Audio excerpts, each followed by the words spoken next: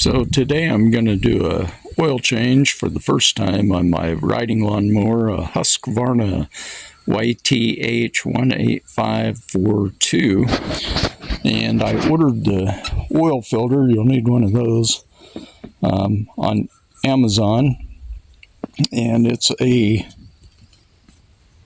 Briggs & Stratton OEM. There are tons of cheap parts online. I decided to spend a little bit more and get the OEM genuine oil filter just to be sure. The part number for this is 492932S.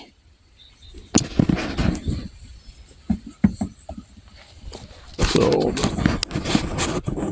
first thing is open your hood up, and you'll want a rag. You'll need your catch pan for oil, and it comes with this tube. Your mower came with this tube, which you will use to drain the oil. So the first thing you'll need to do is remove this side panel, and down here you'll see there is one little tab here, and that's holding the bottom on, and you can actually just reach up under the frame and give that a shove. Just pull it out. Hold on to that, and then the rest of the panel just slides up, and that gives you access. That gives you access to the drain. So here's the drain. It has a plug on the end. Pull the plug off, and connect your drain hose. And then you can see you'll turn this to the left, counterclockwise, and get my drain pan set up. Okay, so I've got a container set underneath it to catch the oil, and I've already done this, but to show you, give this a turn. It's just a slight turn counterclockwise, and then you pull it out, and then your oil will start draining. I crimped the tube so it doesn't come out before I want it to, and then just let it start draining.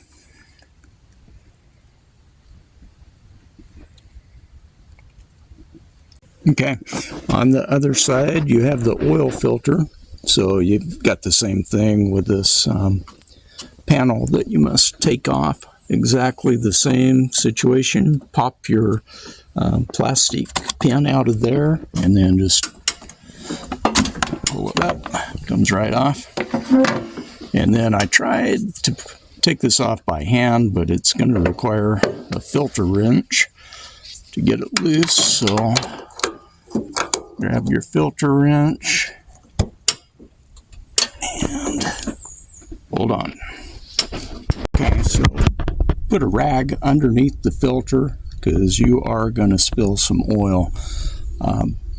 It's sideways, so when you take it off, you'll want to turn it facing up so you don't spill any additional oil out. But I've got my rag under there where it should catch everything.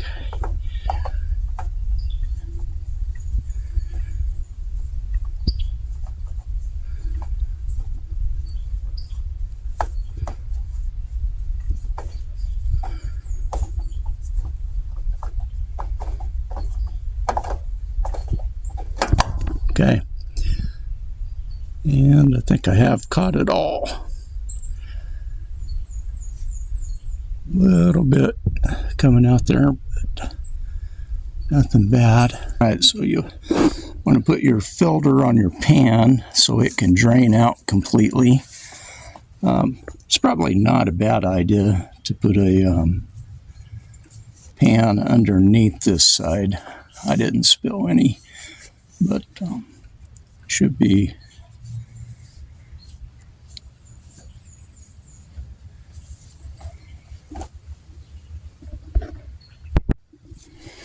Okay, and then you want to lubricate the gasket on the new filter with a little bit of oil. You can just use oil from the pan.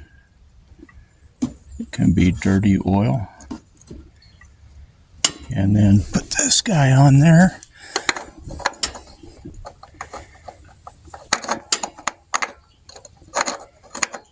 So,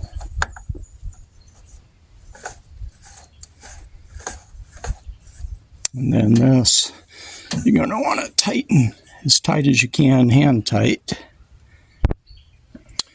Okay, and then generally I'll take a Sharpie and write the date and hours. I have an hour meter on mine, so I can keep track of that. 50 hours is the interval. I have another video showing how to install the hour meter. It's real simple. So I'll put a link to that at the end maybe. All right, so now we just need to put some oil in it. So today I'll be using this full synthetic Super Tech from Walmart. I've read a lot of reviews and watched some different studies online. Seems to be really good stuff. I use brand name Mobile One in my vehicles, but for small equipment I use this, and I do use full synthetic. But I'll measure out maybe 1.25 liters, put that in there, start it up so it can fill up the filter, and then I'll top it off.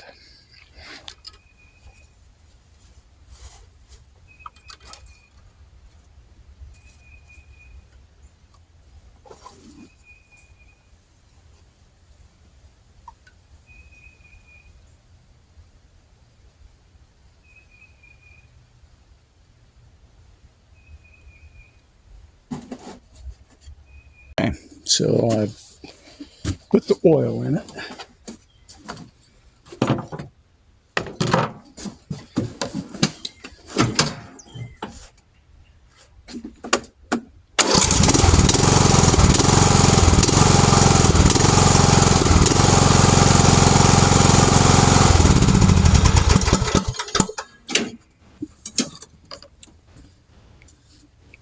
So run it just for just a few seconds so that it will fill the oil filter up. Then you check it on the dipstick and top it off as needed.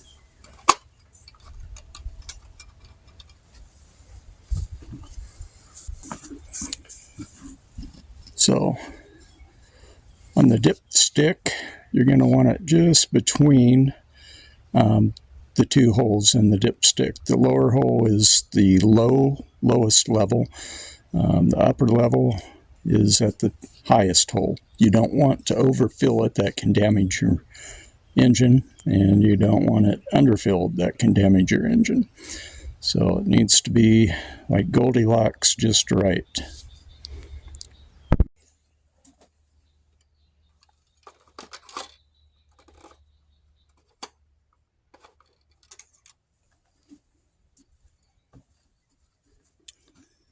Okay, so you want to let it drain down for just a moment. And this is just about right. I'll add just a tad bit more. It's right at the bottom hole, so you want to wipe your dipstick off before you put it back in and check it.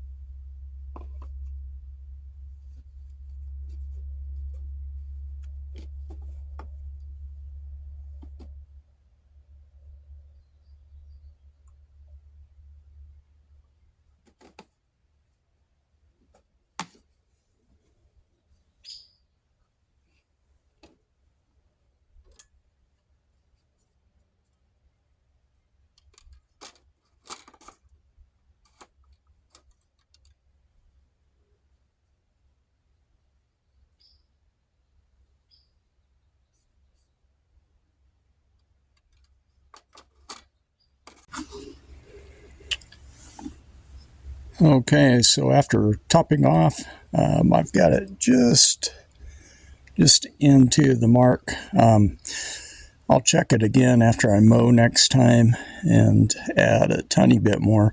Just don't overfill it. If you overfill it, drain some out and keep topping off. It changes pretty quick once you get it up to a certain point, so just don't overdo it. Okay, so you're just about done. Wipe up any of your drips and spills and then start it up before you put the covers back on, and look around the oil filter and the drain plug to make sure nothing leaks. Okay, and lastly, put your side covers back on. They go in the way they came out, the opposite way.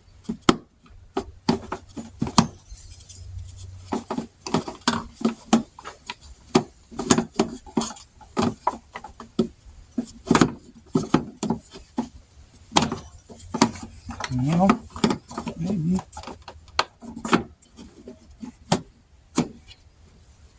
And push your pin in. That side's done. And your other side.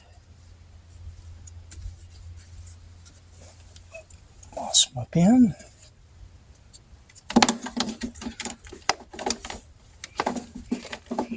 Well, let's get your tabs into the slots here. Slide it down.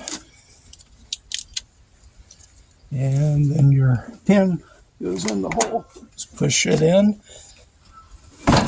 And you're finished.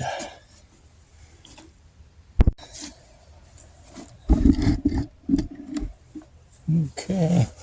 And then I put the oil in one of these transportation containers.